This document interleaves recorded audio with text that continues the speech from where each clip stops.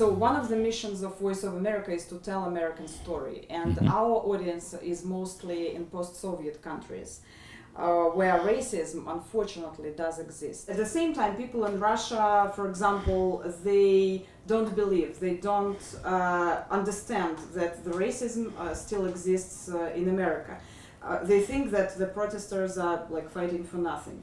How could you explain to the people who think like that, that there is a problem, that problem in America, and there is something to fight for and to fight against? Segregation ended, so now the racism has become systemic in the institutions where they don't want to hire us. You know, we go to school, we get good grades, we pass all the tests, but then we can't get a job because they don't want black people working in their company or something like that. Or if they give us a job, then we only can go so high. And then the white people who are under us, they get promoted over us and keep going. And we get stopped right here.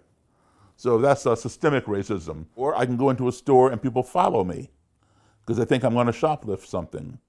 I can get into an elevator and let's say there's a white lady in the elevator and she will hold her purse very tight. She doesn't do that when a white guy gets on the elevator, but in her mind, I might take her purse. I see that. I also see when I go to a store, and this is before Corona, so nobody's really worried about germs, right? I'm in line, and there's a cashier there, a white cashier. The people in front of me are white. They pay whatever they're paying. They put the money in the cashier's hand, right? And she puts the change in their hand. I get there, I hand her the $20 bill or whatever. She puts the change on the counter. She won't put it in my hand. So I'll just stand there and wait until she picks it up and puts it in my hand. So sometimes it's just little subtle things, But it's not every day, everywhere. No, things have gotten better, but it's still here under the surface. Sometimes it's right out front, but a lot of times it's right under the surface. You might not notice it, but I would. If it doesn't affect you, you don't notice. But, I see different things. My wife is white. So sometimes I go places for dinner and people look at us. Other places, it's no big deal because it's normal, wherever that is. But I'll give you an example. Just 5 blocks from here, Connecticut Avenue. My wife and I were going to the movies a couple years ago. And we're going down Connecticut Avenue and the police lights come on. I wasn't speeding, So I pull over, guy comes up, license registration. I say, okay, I'm getting it for him. I say, why are you stopping me? I'll be with you in a moment, sir. Just remain in your vehicle. I sit there, I'm watching him in the mirror. He goes back to his car, he's on his computer, he's on his radio, and he comes back. He says, the reason I stopped you is because you crossed the yellow line. You crossed the line. I didn't cross any line. He saw my wife in the car, and he's like wondering what's up, all right? So then he says, I said, sir, I did not cross the line. He goes, yes, you did. I was just checking to make sure you hadn't been drinking or anything like that. So then I said, well, I wasn't drinking. No, I did not cross the line. He said, sir, just stay in your lane. You have a good evening. And then he squats down and he looks in my window over here to where she's sitting. And he says, ma'am, are you okay? He asked her if she's okay. So before she could, she's going to answer him. Before she could answer him, I stop her. I say, yes, my wife is fine. How was your wife this evening? He goes, sir, you have a good evening. Stay in your lane. What's that about? But do you have an answer? What's that about? No. Why it's happening? Of course I know. Because he wants to know, why is there a white woman in this black man's car? My wife comes from a small town, 2 hours from here in Virginia, the town of Luray, Virginia. And when I first started dating her, I would go down there, once a week if I had a night off. I play music full time almost every night. And if I had a night off, I would drive down there to see her. It's a very small town. Everybody knows everybody, all right? Within 2 weeks, the Luray City Police, they don't know me. They never met me. They seen me, driving in the car, but they went to her house. They never talked to me. They went to her house and they told my wife, well, she was my girlfriend at the time, they told her I was a drug dealer. And she says, well, why would you say that? And they said, because he has a black Cadillac with dark windows. It's a stereotype. Some black guy with a Cadillac or Lincoln with dark windows, he must be a drug dealer. And they don't even know me. And we're talking about now. We're not talking about 1950. So that mentality is still here. So what brought the country to that boiling point, that particular murder or the wound that already existed? George Floyd was the straw that broke the camel's back, as we like to say. All right? It wasn't about George Floyd. Yes, he was murdered. We all saw it. The whole world saw it on video camera. All right? Well, his murder was very important, but it's the whole journey. And that was the straw that finally said, enough. Listen, the man, the officer, his name I think was Derek Chauvin, who choked Mr. Floyd to death. This police officer had 18 complaints against him. He's only been on the force 19 years, and he has 18 complaints. That's almost one complaint per year. Nobody listened to any of those 18 people. 18 people said there's a problem with this officer. None of the authorities above him, his supervisors, listened to not one person. Maybe if they had listened to one person, they could have corrected his behavior and maybe there would not be this situation today. But 18 people have complained and nobody listened to any of them. And now half of this country is on fire, literally, is burning down because nobody listened. Now, why do they go around and put these buildings on fire? A lot of people wonder, well, what good does that do? Why do you burn down these buildings? I'm not justifying the destruction of property. I'm not advocating burning down the buildings, but there is a reason. And I'll tell you the reason.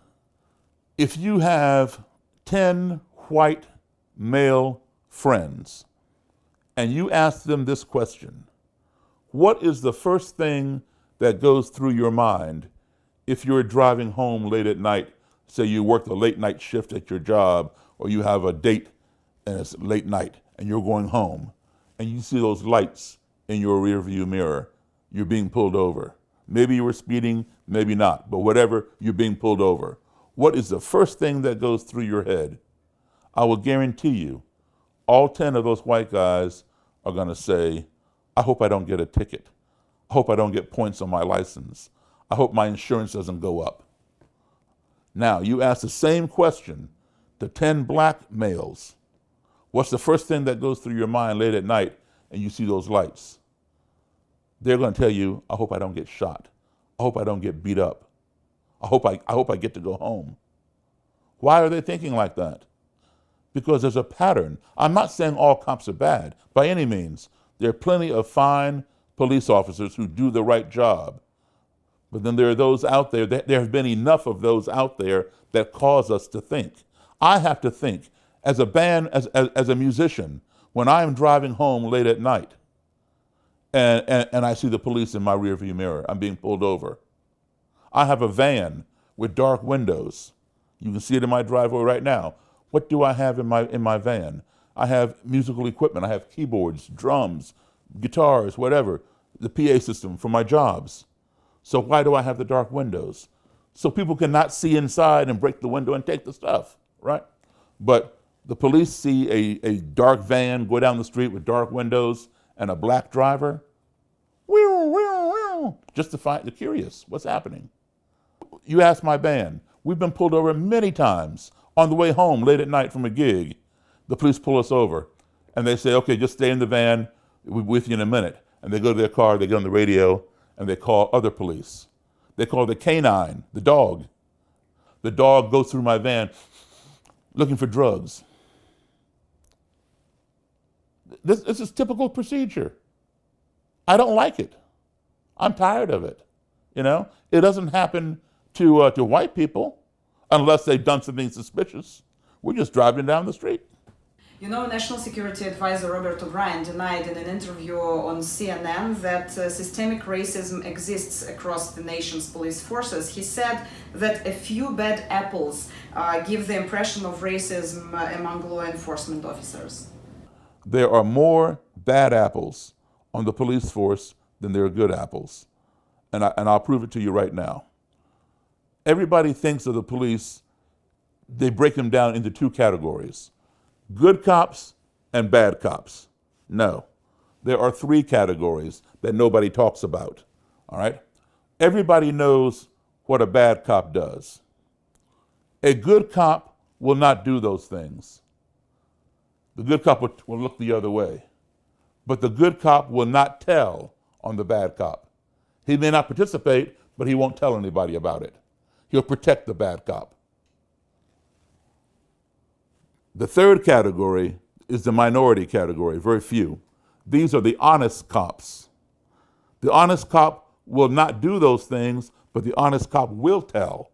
He will say, my partner, or I saw Officer so-and-so, taking a bribe or beating somebody using excessive force. The honest cops will do that. But here's the problem. When you do that, you are endangering your own safety, your own life. And who are you endangering it from? The criminals? No. You're endangering it from your fellow police officers, because nobody likes a snitch.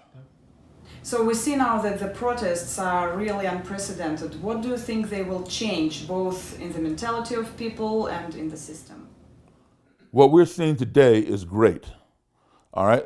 A significant change.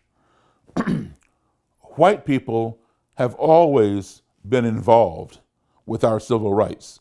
Even back to Martin Luther King, there were white people who marched with Dr. King in the civil rights protests of 1960s. But today, there are a lot more white people who are seeing what has happened. They have that empathy for what is happening. They're recognizing the wrong, and they are speaking out.